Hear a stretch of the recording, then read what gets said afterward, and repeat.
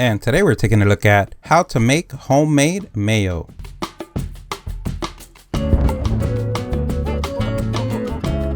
And this is so simple, anyone could do. Anything used on the video, we're gonna leave a link on the description.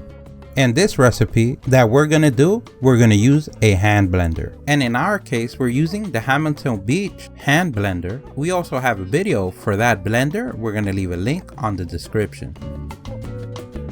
And the first thing that we're gonna need is a container. In our case, we're using this mason jar, but you can use anything at your disposal. And before you start mixing anything, the first thing that you wanna verify is that your hand blender fits inside the container you chosen.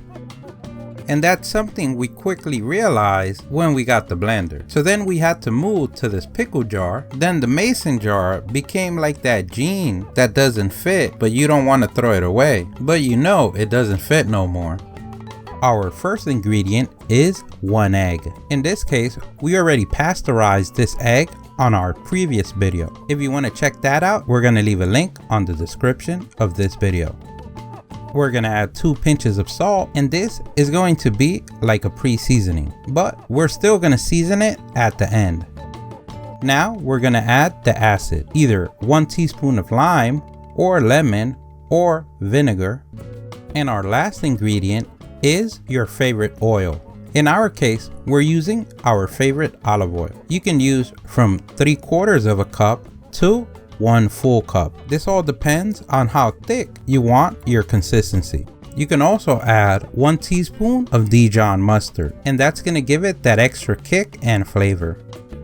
And now comes our most important tool for the job, and that is the hand blender. And what we're gonna do is place the hand blender right on top of the egg and press it against the glass or the bottom of your container.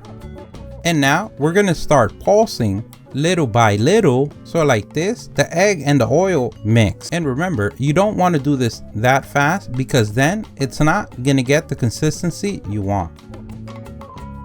Once we start seeing the mayo forming, we're gonna start picking up the blender towards the top, and that's gonna create the rest of the mayo and also combine everything together.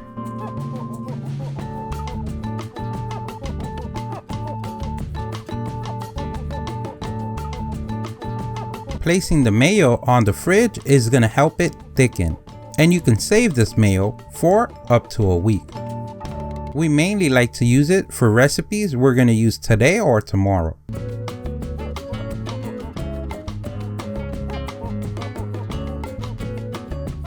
Now that we're done mixing, let's go ahead and season it to taste. And in our case, we're gonna use salt and pepper. And after done, you can play with your seasoning. You can even add a pinch of sugar if you want to make it sweeter. Don't forget, if you liked the video, please give us a thumbs up. That really helps. If you have any questions, place them in the comment section below. Don't forget to subscribe, follow us on social media. Thank you for watching, and here's a link to our latest video.